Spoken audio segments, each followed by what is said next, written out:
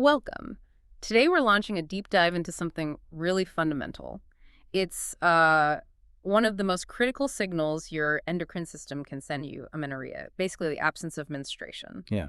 It's so much more than just missing a period, isn't it? It's a crucial signal. Mhm. Amenorrhoea can tell us something quite profound about what's going on underneath, metabolically, hormonally, maybe even structurally. Exactly. So our mission today is to cut through some of the confusion. We want to quickly give you the essential understanding, looking at the core classifications, the biology behind it all, and, the modern ways we diagnose it. We're drawing straight from recent clinical guidelines here. Right, to help you distinguish what might be, say, a normal variation versus something that needs a closer look. And I think the place we absolutely have to start, the most fundamental distinction, is right at the beginning. There are two main ways this shows up. Mm-hmm. And classifying it as either primary or secondary amenorrhoea, well, that really sets the direction for the entire investigation, doesn't it? It absolutely does. That distinction is ground zero. You can't really move forward without it. Okay, so let's take primary amenorrhoea first. This one's relatively rare. It means that the first period, what we call menarche, just hasn't happened. And the clinical benchmark for that is not having started menstruating by the 16th birthday. Right. And because it is rarer, it often makes us think about potential structural issues, maybe anatomical difficulties, or sometimes even genetic factors. Which is why the assessment then quickly broadens out to look at overall pubertal development, yeah. That context is absolutely key. You see, menarche, the first period, it's actually quite a late event in the whole puberty timeline. Things like breast development, other secondary sexual characteristics, they usually start maybe 2.5, sometimes 3 years earlier. Ah, okay. So if those other signs of puberty are present, we approach it differently than if there's, a complete lack of any pubertal development alongside the missing period. That makes sense. Okay, now for the scenario we see much more often. Secondary amenorrhoea. This is when periods have started at some point, they were established, but then they just stop for 6 months or longer. Mm-hmm. And we should probably mention it's close relative here to oligomenorrhea. It's sort of on the same spectrum. Right, infrequent periods. Exactly. The cycle interval is longer than 35 days, but it hasn't quite hit that 6-month mark to be called secondary amenorrhea yet. And if you look at the numbers, the incidence, it's around 7 out of every 1,000 women of reproductive age per year presenting with either amenorrhea or oligomenorrhea. So it's not uncommon. Okay, so before we dive into the specific causes, maybe we should quickly touch on the basics. What's the fundamental hormonal chain of command that needs to be working perfectly for a regular cycle to even happen? Yeah, that's crucial. Think of it like a finely tuned hormonal orchestra.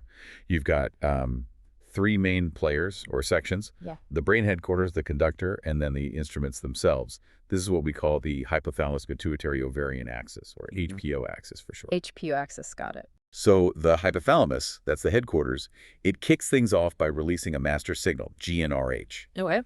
That signal tells the pituitary gland, that's our conductor, to release 2 key hormones, FSH and LH. Right, FSH and LH. Those hormones then travel down and stimulate the ovaries, our instruments, to do their job, which is producing our estradiol and progesterone. And those are the hormones that build up the uterine lining. Exactly. They build up the endometrium, the lining, and then if pregnancy doesn't occur, the drop in hormones causes it to shed, resulting in a period.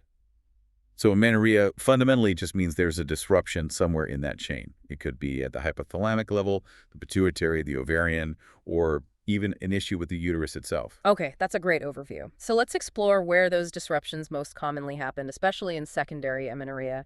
And I think we have to start with a big one, a condition affecting maybe 6% or so of reproductive age women. Polycystic Ovary Syndrome, PCOS. Yes, PCOS is definitely the most frequent cause we encounter. And understanding the diagnosis means looking beyond just, seeing cysts on an ultrasound. That's a common misconception. Okay. Clinicians use what are called the Rotterdam criteria. Basically, to get a diagnosis, you need to meet at least 2 out of 3 specific features. Right. And what are those 3 key features we should be aware of? Okay, so first there's chronic anovulation. That means the ovaries aren't releasing an egg regularly or sometimes at all. And that's what directly causes the amenorrhea or the oligomenorrhea. Makes sense. Number 2. Second is hyperandrogenism. That's elevated levels of androgens or male hormones. Clinically, this shows up as things like hirsutism, excess hair growth in a male pattern, or persistent acne, sometimes male pattern hair loss. Or it can be confirmed with blood tests showing high androgens. Okay, so anovulation, hyperandrogenism, and the third. The third is the one people often think of first. the appearance of polycystic ovaries on an ultrasound scan. Specifically, seeing 12 or more small follicles in an ovary or increased ovarian volume. But remember, you only need 2 out of these 3. That's really important. It's not just about the cysts and what's driving this. It seems quite complex, not just a simple hormone issue. Oh, absolutely not simple. The exact cause, the etiology, it's complex, definitely multifactorial. But one factor that comes up again and again, a really strong association, is insulin resistance. Ah, insulin resistance, like in diabetes. Sort of, yeah. It's often considered the engine driving a lot of the PCOS pathology. When the body's resistant to insulin, it produces more of it. High insulin levels then directly stimulate the ovaries to overproduce androgens. I see. And those high androgens mess up normal follicle development in the ovary, which leads straight back to the ovulation problems. A bit of a vicious cycle. Wow. Okay, so if the body isn't ovulating, isn't completing the cycle properly, what's the actual risk there long term? You mentioned progesterone earlier. Why is that withdrawal bleed important? That is probably the most crucial clinical point for anyone dealing with chronic anovulation, whether from PCOS or another cause. When the ovaries are making estrogen, which they often still are to some degree, but no egg is released, you don't get the progesterone surge that normally follows ovulation. Right. So the uterine lining, the endometrium, just keeps building up under this constant estrogen stimulation. It never gets the signal to shed because there's no progesterone withdrawal. And that buildup is the problem. Yes. Over time, this unopposed estrogen exposure significantly increases the risk of the lining becoming abnormally thick. That's endometrial hyperplasia and potentially down the line even endometrial cancer. That regular shedding process is actually protective.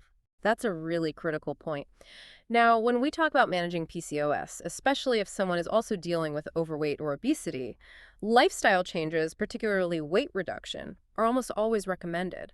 But I noticed the guidelines had an interesting point about the strength of the evidence for cycle restoration specifically. They do, and it's an important nuance.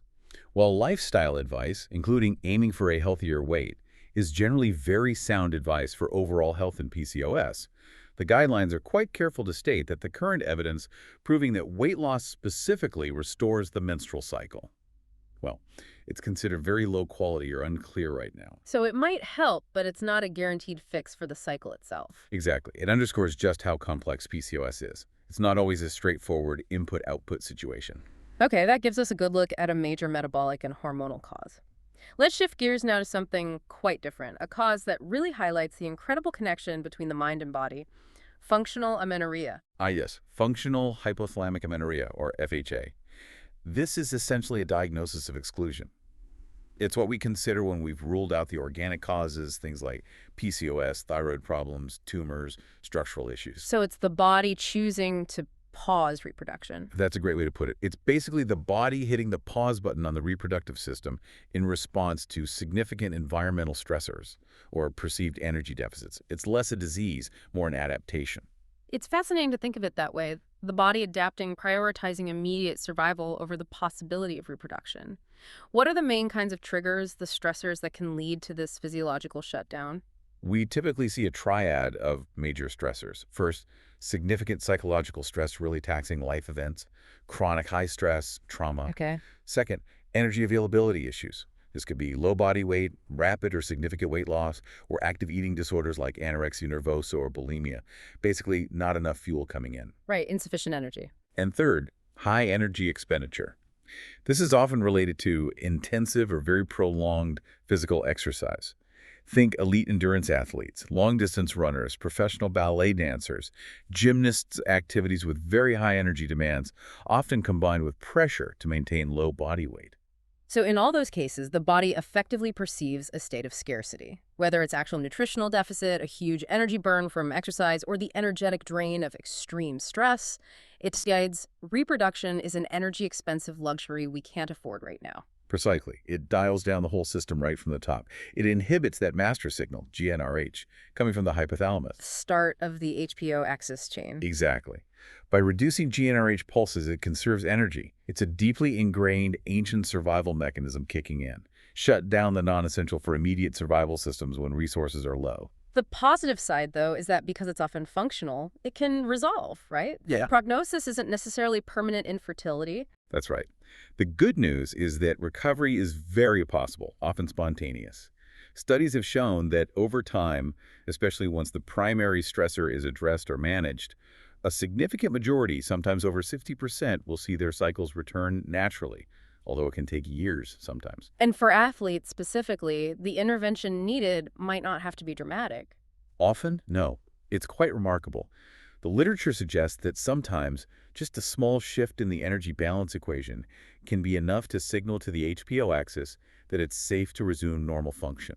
We're talking maybe a modest weight gain of just 1 or 2 kilograms, or perhaps a slight reduction in training volume or intensity, maybe around 10%. Just tipping the scales back towards energy availability. Exactly. It's about restoring that energetic balance and reducing the perception of stress on the system. Okay, so we've covered PCOS and functional amenorrhea, two major players. But we also need to quickly run through the other key points where that HPO axis chain of command can fail. Definitely. We need to consider issues right at the end organ, the uterus, and also problems with the ovaries themselves, and then back up towards the brain. So at the uterine level. We're looking for things like uterine adhesions or scarring, often called Asherman syndrome. This can sometimes happen after procedures like a D&C, a curettage, or uterine surgery, and it physically prevents the lining from building up or shedding properly. Okay. And then at the ovarian level, what's the main concern there? The primary concern is premature ovarian insufficiency, or POI. Some people might know it as early menopause. Right. Menopause before the age of 40, that affects about 1% of women, I read. That sounds like a really significant diagnosis. It is a major life event. It essentially means the ovaries have, for various reasons, run out of viable eggs or stopped responding to the signals from the brain much earlier than expected. This results in low estrogen levels and, crucially, high FSH levels because the pituitary is working overtime, shouting louder and louder, trying to get the unresponsive ovaries to work. Okay. And moving further up that chain, back towards the pituitary or hypothalamus, you mentioned GnRH inhibition in functional amenorrhea, but what else can go wrong there? A key issue here is hyperprolactinemia. That means having too much of the hormone prolactin in the blood. Prolactin. That's the hormone involved in milk production, right? How does that stop periods? Exactly. High prolactin levels act almost like a jammer signal for the reproductive system. They directly suppress GnRH release from the hypothalamus, which then dampens down FSH and LH production, effectively preventing ovulation. Interesting. And what causes prolactin levels to get too high? Well, sometimes it can be caused by a small, usually benign tumor on the pituitary gland called a prolactinoma. These often respond well to medication, but increasingly we're seeing medication itself as a common cause. Medication-induced amenorrhea. That feels like a really important modern context. Which types of drugs are we talking about? It's often drugs that affect the dopamine system in the brain, because dopamine normally acts to inhibit prolactin release. So medications that block dopamine can lead to increased prolactin. This includes many antipsychotic medications and also some types of antidepressants like certain SSRIs and MAO inhibitors. So it's definitely something to consider if someone starts a new medication and then their cycle stops. Absolutely. It should always be part of the conversation. And while we're on medications, we have to mention hormonal contraception. Right. What's the story there? Is post-pill amenorrhea a real thing? It's actually quite rare for periods not to return relatively quickly after stopping most forms of hormonal birth control, like a pill. Usually the cycle recovers within a few months. However, there's one notable outlier: the injectable depot contraceptive, the shot. The depot shot. Yes. Cycle recovery after stopping that can sometimes take much longer. It's not unusual for it to take up to a year, and sometimes even up to 2 years, for regular cycles to resume fully. That's definitely something important to counsel patients about before they start it so they have realistic expectations. That's really useful information. Okay, so let's pull this together diagnostically. If a woman presents, particularly with secondary amenorrhea, what's the modern approach? What's the thinking process, especially in a primary care setting? And what's the absolute non-negotiable first step? The first step, always, no exceptions, is a pregnancy test. Right. It is simply, by far, the most common reason for secondary amenorrhea. You have to rule that out before doing anything else. Okay, step 1, pregnancy test. Now, I saw a note in the guidelines about something called the progesterone challenge test. It sounded like maybe something clinicians used to do. Why is that falling out of favor or not recommended anymore, especially in primary care? That's a great point. It reflects a real shift in practice over the years. The progesterone challenge test involved giving a course of progesterone and then seeing if stopping it induced a withdrawal bleed. The idea was to see if the uterus could bleed and if there was enough estrogen present. Okay. But honestly, it's no longer advised. The diagnostic value is pretty low. It doesn't reliably tell you why the amenorrhea is happening, and it can often just muddy the clinical picture. Plus, many cases, especially primary amenorrhea or complex secondary cases, are likely going to need referral to a specialist anyway, so the test doesn't add much practical value in the initial workup. That makes sense. Streamline the process. What about routine blood work then? I noticed specific advice against, for example, routinely checking testosterone levels just because you suspect PCOS based on symptoms. Exactly. The guidelines suggest being thoughtful about blood tests. If you have clear clinical signs of hyperandrogenism, like the hirsutism or acne we talked about, and irregular cycles pointing towards PCOS, routinely measuring testosterone in a primary care setting often doesn't change the initial management much. The clinical picture can be strong enough to proceed with lifestyle advice or initial engagement strategies. So less routine testing, more testing based on specific indications. Precisely. Blood work becomes absolutely essential when you have specific questions or suspicions. Like when? When do we definitely need those hormone panels? You test on indication. For example, if you suspect premature ovarian insufficiency in a woman under 40 who stopped menstruating, you absolutely need to check FSH and estradiol levels. High FSH and low estradiol would support that diagnosis. Or if someone has functional amenorrhea that's persisting for, say, longer than a year, despite addressing potential stressors. Or if they present with galactorrhea, that milky nipple discharge, then testing prolactin levels is crucial. That's to screen for hyperprolactinemia or that pituitary tumor, the prolactinoma. Got it. Test smartly based on the clinical picture. Now, before we wrap up, we should probably just touch on the human side of this.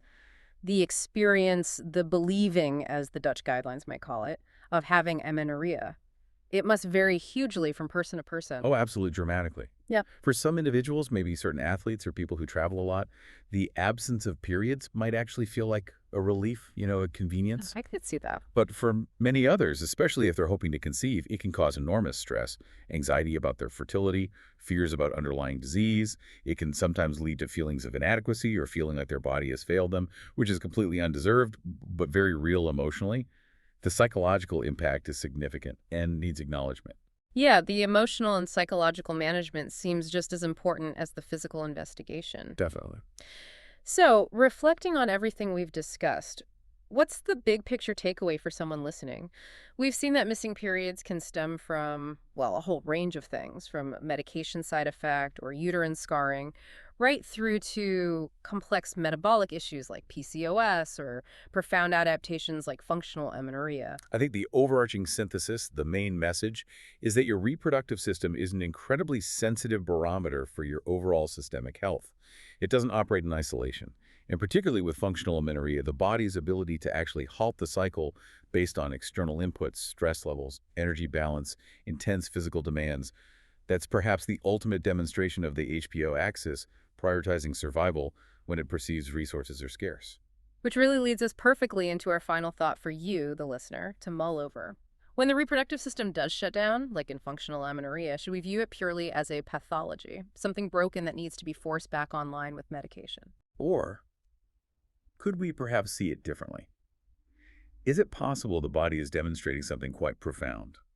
An ancient, deeply embedded survival strategy consciously, albeit physiologically, choosing to conserve precious energy by pausing reproduction when resources, whether those resources are physical calories or emotional resilience, are perceived as being critically low. Thinking about it that way really emphasizes that deep, intricate connection between our metabolic health, our energy state, our stress levels, and our reproductive function. It really does. Yeah. And maybe recognizing that connection shifts the focus sometimes, away from just treating the symptom of the lack of a period and more towards understanding and restoring that fundamental energetic and emotional balance that allows the system to thrive naturally.